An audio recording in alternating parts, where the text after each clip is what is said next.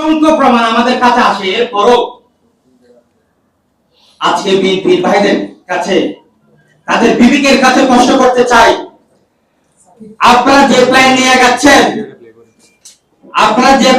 যাচ্ছেন সে প্ল্যানে আপনারা বেশি দিন টিকতে পারবেন না। কোন স্বৈরাচারের দূষণকে যদি কেউ দলের ভিতর জায়গা দিয়ে নমিনেশন দেন, নমিনেশন বাণিজ্য করেন, দানের শীষ তুলে দেন, আমরা আজকের এই মঞ্চ থেকে বলতে চাই আপনারা কোনোদিন বিজয় হতে পারবেন না। বিএনপির সাথে আমাদের কোনো দূরত্ব নাই, তাদেরকে আমরা সাধুবাদ জানাই। আমরা একে কাঁধে কাঁধ মিলিয়ে 24-এর গণঅভ্যুত্থান করেছি।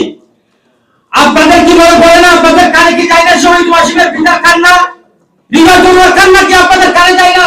কোন হিসাব করে এই আওয়ামী লীগের দূষণকে আপনারা নমিনেশন দিয়েছেন আপনাদের কাছে আমি জানতে চাই। আপনারা যে ছদ্মবেশ ধারণ করেছেন এই ছদ্মবেশ ধারণ করে বেশি দিন টিকতে পারবেন না। আমরা আমাদের রক্তের শেষ বিন্দুটি হলো জসিমের বিরুদ্ধে, যেখানে যেখানে যাওয়া দরকার আমরা প্রত্যেকটা জায়গায় গিয়ে জসিমের বিরুদ্ধে আমরা নালিশ করব। আমরা ইনশাআল্লাহ আজকের এই মঞ্চ থেকে আজকে যারা মোবাইল সাংবাদিক বাইরে এসেছেন তাদেরকে ধন্যবাদ জানাচ্ছি।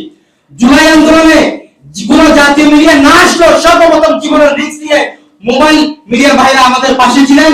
আপনারা পাশে আছেন, আপনাদেরকে আমরা পাশে পাবো সে আশা ব্যক্ত করছি। আমাদের